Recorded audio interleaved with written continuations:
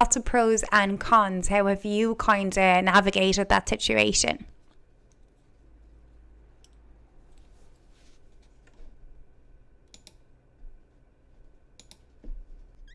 On this installment of Creative Cabin Fever, I am very happy to have a beautiful interview with Dave Recording in Sullivan. progress. So Dave is Killarney born, but he actually is based here in Waterford, which is a lovely, lovely little universal throwback to my recent adventures, which I like. I like when the universe just can be like, oh, hey, do you want to do something different?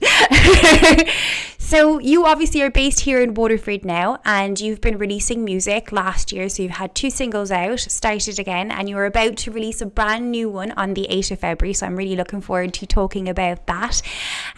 Gotta be strong. So that's brilliant. How are you today? I haven't done one of these since October, so I feel like I'm going to be a little bit rusty, Dave. But we're going to do this, and it's going to be amazing. You get to be the first Creative Cabin Fever of 2022. Welcome to the show. Thank you very much, Rebecca. Yeah, it's delighted to be here. It's great to be part of the first one back for you, and certainly the first one of these for me. So yeah, really looking forward to it. Thanks for having me on.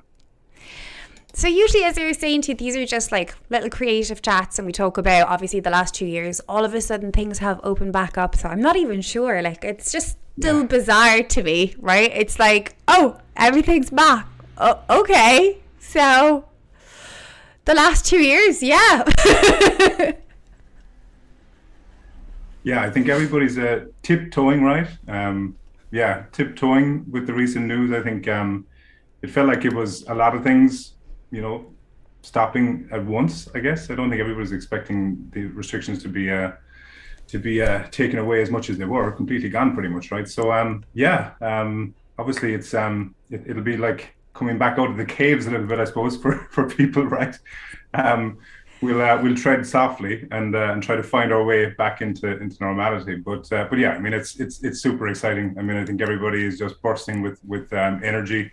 The hospitality sector hopefully is opening back up fully, and I'm sure when you're on Instagram and Facebook at the moment, you can see all of the festivals are advertising again for the summer music festivals and stuff like that. So I think people are really just looking forward to doing normal things, being at gigs and having fun, right?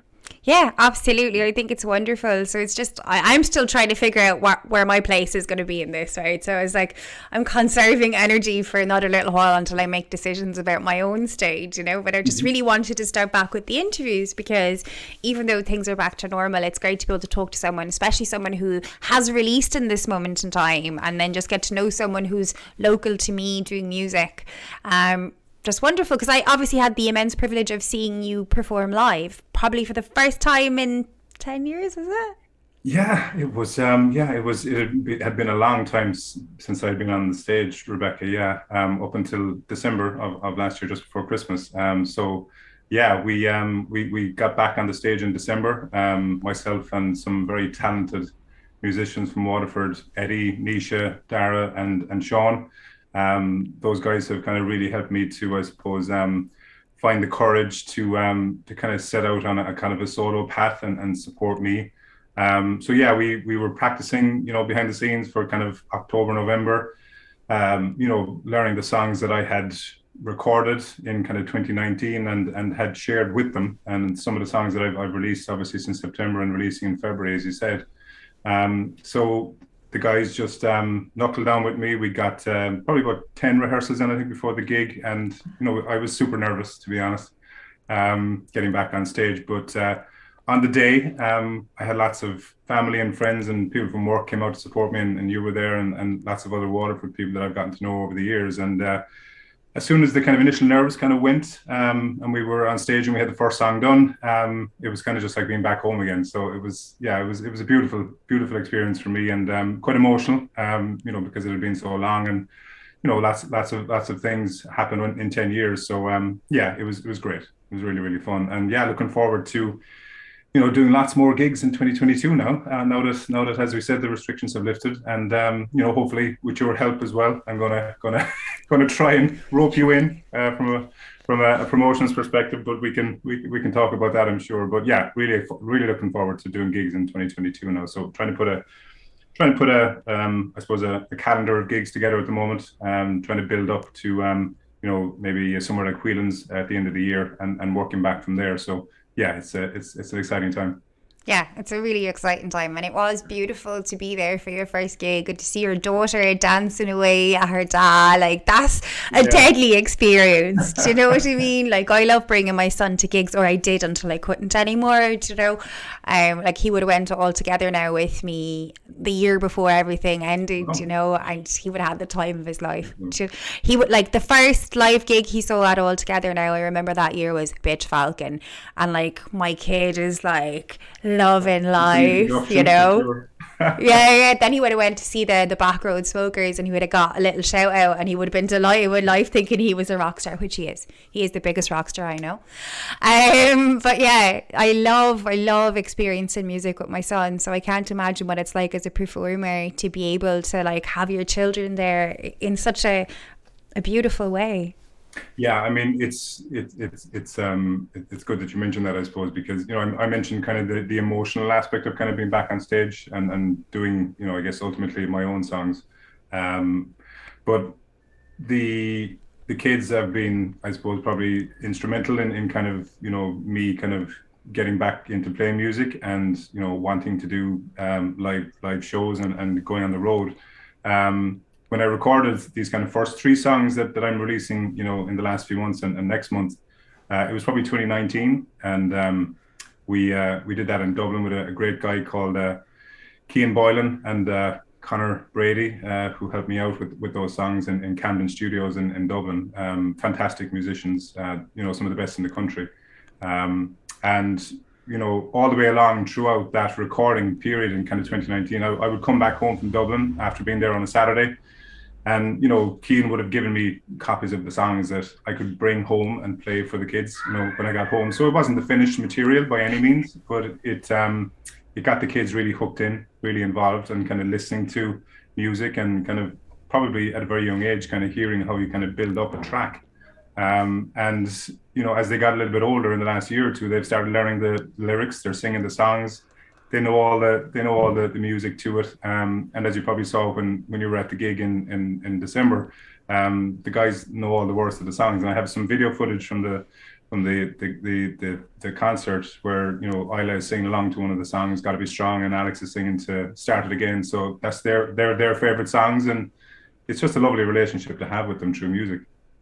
Absolutely. They're like basically your grey whistle test people, you Yeah, know. They're there, they're like, yes, I like this one, Dad, but this one yeah, probably needs work. I I love know. that. Yeah, yeah. It's funny. They do actually start to be a little bit of a critic, right? They might say, "Not sure about your voice there. Is it too loud? Not sure about that particular piano." Because Alex and I are starting to play around with the piano, but now I've kind of downloaded one of those piano apps on their iPad, and we head into their bedroom, and fire up the piano in the evenings and try to learn together that way. So they're already kind of starting to be my own kind of music critics when it comes to writing new songs as well. So it's great. It's really great fun. And yeah, they're big into music now, that's a great thing for them too, right? Yeah. Yeah. So's Keanu. Like, if I play a song to him, he'd be like, oh, I don't really like that one, or I do like that one. Like, he's usually like the good judge of what single is going to go Yeah. far for what band. Yeah. And I love that. He's got his own favourite music taste, which is different to mine. Like, he's big into Australian bands and stuff like Wow. that. Yeah. So he's got a wide spectrum of Oh, yeah, very much so. Very much interests so. and genres. Yeah. It's great. I mean, it's got to be nothing but a positive thing for kids like that, right? To hear, well, to hear lots of different genres of music, lots of different types of music, and to get a chance maybe to listen to how music gets put together as well. When you're writing songs, I remember when I was growing up, my dad was, he was a cover band musician, I guess, in kind of contemporary and trad bands back home in Killarney and kind of around Munster. And some of my earliest memories would be from him. He would come home and he'd set up some of his equipment in the sitting room in our house to practice his songs for the next gig. And when he was finished practicing, he'd let us come up and sit down and mess around with the microphone, and mess around with the guitar, play it obviously very badly, but that's how we kind of, I think, got so into music. And it was just always there. It was ever present in the house when we were growing up. And there was lots of different genres that I would have listened to. I remember, these boxes of old vinyl records and cassette tapes.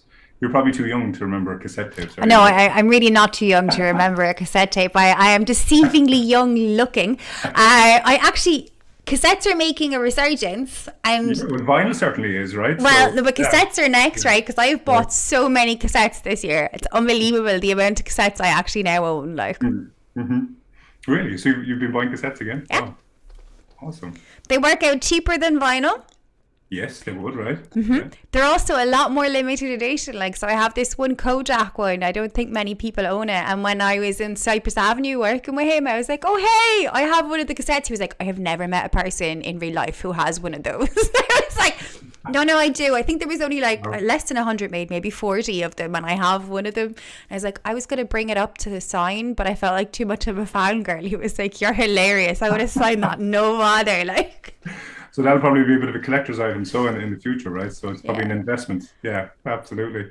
Yeah, I mean, I just remember like these boxes of old tapes. You remember they used to have all these little funky colors on them and different I suppose artwork on the cassettes. And it was anything from, I kind of still have them kind of burnt into my memory. Like it was anything from, the Dubliners to Christy Moore, Kenny Rogers, Elvis Presley, a little bit of the Beatles. And yeah, there was something like Boney M. You remember Boney M? Ever heard of Boney M? Yeah, I mean, for some reason, there was a tape of Boney M in the house. And why wouldn't there be, Dave? Well, yeah, I guess, why not, right? Daddy, cool. It has to be a thing, like. Yeah, I don't ever remember my mum and dad listening to that particular tape. I think I was the only one to listen to it, so I'm still curious as to how it actually got into their collection, but I'll try and find that one out. That'll be maybe one to try and trace back the history of it. But yeah, I mean, it was just having those tapes, having the vinyl records. I mean, my dad used to have an old kind of Sharp hi-fi system. It had kind of a vinyl player, and it also had a cassette, and then it had a microphone. And you could play the vinyl record, and then you could put a blank cassette tape into the cassette portion. And with the microphone, then you could actually record your own voice onto the song that was being played on the vinyl. So in a kind of a weird way, it was kind of my first kind of experience with kind of maybe mixing something or, kind of being a DJ at a very young age. So it's a great memory, and it hopefully kind of, helped me to kind of, find melodies and stuff, I think, when I'm writing songs, and just kind of pull them out and start writing lyrics then, Yeah, that's amazing. I was similar enough. I wanted a hi-fi for my birthday when I was about 8, and I demanded this, and I got this Coca-Cola can hi-fi, and I used to use it with the radio like a magic 8-ball. So I'd ask a question, and then I'd flip through the radio channels, and whatever song it landed on, that was always the answer. Like always the answer I needed. So I still kind of have that system in place, Cool. But I also used to record myself for a radio show, and then years later, well, I did get round, That's it, right? Yeah. But I mean, it just goes to show, I mean, when it's kind of whatever you're exposed to when you're young, I suppose, is there's certainly a high probability that's going to be something that just kind of comes more naturally to you when you get older, or it's kind of something that you're kind of drawn towards, right? And I think that's kind of, sounds like that was certainly the case with you and me anyway, yeah. Yeah, it's always what your passion is in, so. Yeah. And I mean, that's why my parents, I guess, are so important too, right? They play such a pivotal role in those kind of early years when kids are their brains are kind of growing at these exponential rates, and it's kind of really when they're kind of soaking up the most information that they're probably ever going to soak up as they grow. So I think it makes sense in that way, right? It absolutely does. I'll say in a few years' time, maybe I'll be interviewing Isla and Alex on their diverging projects, being like, hey, I remember I interviewed your dad. Yeah, and I won't be allowed anywhere near them at that stage, because they'll obviously be they'll be much cooler than me, and won't want me to be part of it. But I'll certainly keep an eye on it from the wings, from a distance, maybe, hopefully, yeah. It's okay. My son already wants me nowhere near him, and he is already way cooler than I'll ever be. Like, if I could grow up to be anyone, it would be him. But unfortunately, Okay. That's lovely. Yeah. He's too cool. So you started the project back in 2019, which means this question doesn't really affect that too much, but it does at the same time. So over the last 2 years in this moment in time, how has that affected your creativity? Have you found any changes to your creativity? Obviously those pieces would have been written beforehand, a lot of people have had an impact on their creativity and how they went about it during this moment in time. So I'm always curious about that. Yeah, so look, it's a great question. I think everybody has probably kind of got a slightly different answer to it, depending on kind of what their circumstances were, I guess, in terms of whether they were kind of working other jobs at the time, day jobs, as opposed to maybe playing music full time or not. So it's probably different for a lot of artists and musicians in that regard. I mean, for me, I've been working probably since I was probably 20, 25, 26 when I left university at this stage, and still am full time. So for me, work continued as normal during lockdown, luckily. And obviously, I'm very, very grateful for that. And we have a great team at work. But from a musical perspective, I'm kind of going to say it was good for me, because it allowed me to kind of do two things. It allowed me to kind of learn from the process of the recording of the first three songs, I think, that I did with Cian and Connor in Camden Studios in Dublin. And it kind of gave me time to take those learnings and bring that to the new songs that I was writing, if that makes sense.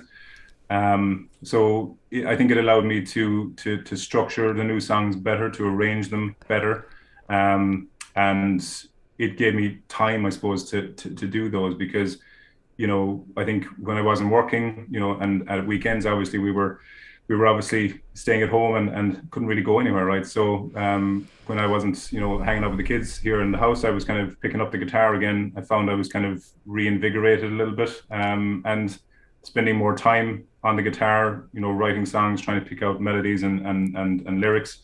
And yeah, it was good for me, I think, in that regard, because I find that the more I play a song when I'm writing it, the quicker I get it finished, if you know what I mean. And because I was able to spend more time, I think, during lockdown on the songs, it means I've kind of been more productive, and I kind of have a really nice, hopefully, set of songs to kind of go back into the studio with now again this year, which I'm planning on doing, very soon with Cian again in Dublin, and hopefully finish off the album, which would be super exciting, right? Yeah, absolutely. I look forward to that, because obviously, like, the next track is coming out on the 8th, which is very exciting. Yeah, so that it's will my be birthday, by the way. Right. Oh, well, Yeah. that is the perfect day to release the track, right? There you go. Do it on your birthday. Yeah, a little birthday present to me and to everybody, hopefully. So I kind of picked that one purposely, obviously, to release the next one. So really looking forward to that. It's a song, I suppose that's a lot of my songs, I guess, are kind of about relationships, be it kind of, I suppose, romantic or social, relationships as well. And this particular one, Gotta Be Strong, is it's kind of about the arc of a kind of a long-term relationship, and the ups and downs that ultimately happen, during that time.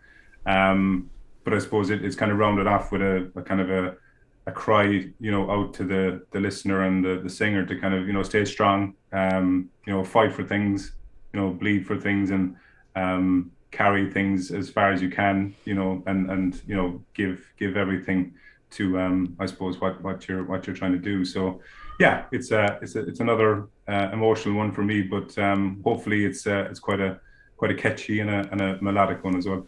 Yeah, I'm looking forward to it. I think everyone, and the fact that it's your birthday makes it extra cute. I love that. Exactly. So releasing music in this moment in time can be quite difficult. So you've already got your two first out. The next one's coming out on your birthday, the 8th of February. Yeah. Everyone listen to it and buy him cake.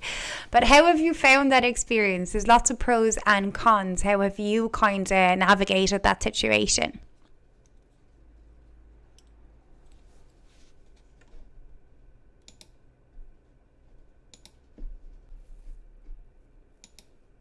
So how have you found that? Yeah, I mean, I guess, from a releasing perspective, it's recording in progress. It's certainly been a learning curve for me, because I kind of had to essentially kind of start from scratch and figure out how to release music these days, right? So it's obviously very different to how it would have been probably before I kind of stopped playing music, which was 10 or 15 years ago. So I've had to familiarize myself with distribution platforms like DistroKid and SoundCloud, finding out how to, I suppose, how to sign up to those and get your music on the platform, and then actually what happens after that. So I had to learn that those platforms really take your music and push it out, obviously, to all of these different online platforms now, such as Spotify and Apple Music and Deezer, and this long list of I suppose music storefronts as they're called these days. So that was a learning curve for sure. Cian, actually, the producer on the songs, was very helpful to me, because I mean he's very well established in the Irish music industry. He knows kind of how all that stuff works. So he kindly took some time out of his busy schedule to give me a little bit of a tutorial, a list of a cheat sheet, I guess, of things to do, in order to get music released. So I kind of figured out that, navigated my way through all that stuff, and then had to really get more involved in social media, obviously, than I would have been, because really I would have only been a kind of a very infrequent Facebook user up until probably the middle of last year, before I started releasing the music, and would have even been familiar with Instagram even less. Obviously, I've heard about it and had heard about it, but it was probably just kind of in the background, from I suppose from my perspective, in terms of really not using it. So had to get set up on all of those platforms, start to build up a fan base, which I've hopefully done pretty quickly, on Facebook and Instagram. And I think we'll probably have some of the links to that available for people as well. But it was just getting that fan base built up, and then trying to become your own, I suppose, marketing marketing manager, really, right? And getting content available. So you want to get some photos, you want to get some videos. I've been kind of making my own music videos for the track so far, which are on YouTube. So figuring out music editing software. I use a piece of editing software called Filmora for making videos of some online content and such. So I had to get familiar with all that stuff. So I'm a little bit of an editor as well, I guess, now at this stage. And it's just really, I suppose, realizing that you have to continuously then be creating new content and sharing that with people, whether that's photos or I suppose just little videos of what you're doing at gigs and stuff, or recording, and just keeping it interesting for people, and hoping that through that they get to love your music. And I think I'm doing enough so far to kind of get established, hopefully, but obviously we need to push it on again for this year now. So I'm going to be putting a lot of effort into gigs in particular this year, and obviously we'll be promoting those through social media as well. Yeah, I mean, it's constantly changing and evolving, and as much or as little as you want to do as an artist is completely down to you, so I think it's great that you're learning about new softwares and that you've taken on the self-promotion push. I think it's wonderful. Yeah, and I mean, to be honest, people in the Irish music industry, like yourself, and like the various DJs on the radio stations, in the vast majority have been really, really helpful too. There are some real ambassadors, I guess, for new and upcoming Irish music on the radio stations. We've got Rob at Beat 102, 103. We've got there's some great folks from Radio Kerry, Alana and the team down there. We've got Ray and the guys on WLR FM and other stations, in the region, who've been playing the songs for me just on the back of me sending them the tracks in a cold email. So it's people like that really kind of keep the organic side of things, I suppose, bubbling.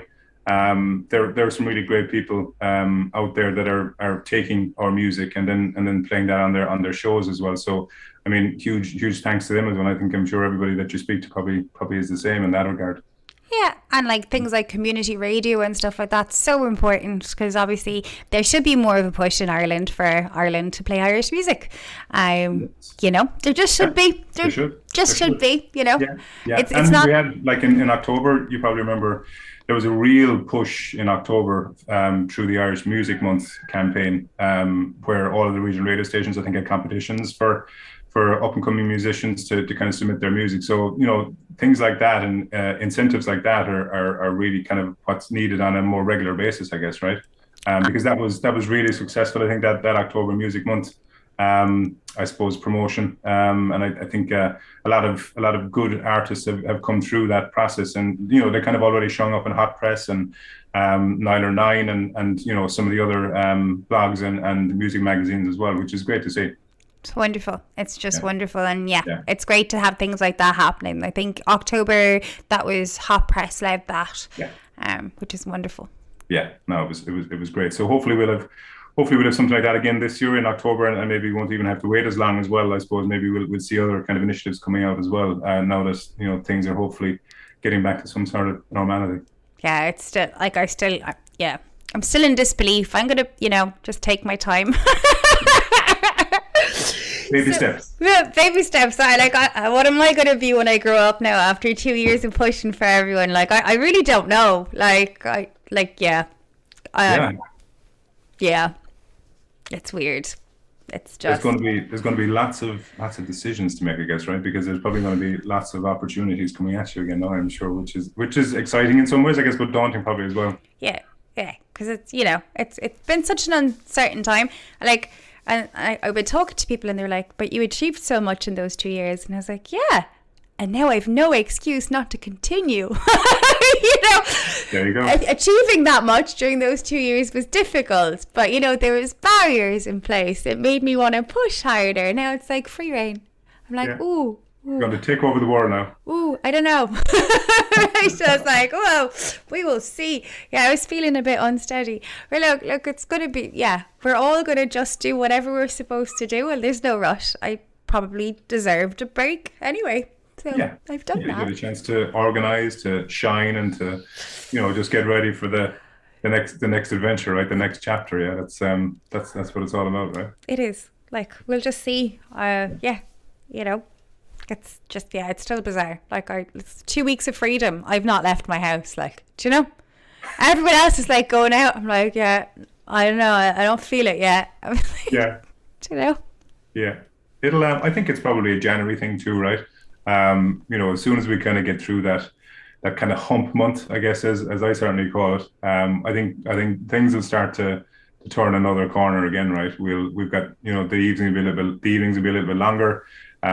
We'll kind of have hopefully the weather will be a little bit better, so we'll get to go take walks on the beach, and we get to go to the park and do outdoor things with the kids and all that kind of stuff. So I think it's gonna start to step up another gear in February again, right?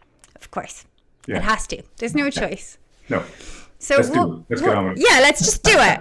One of the last questions I like to ask, which ties us back into the Irish music, is what local bands would you like to recommend? Now, I like to see local as the beautiful 32 counties we have, so you can name any band that you feel inspired for once they're Irish.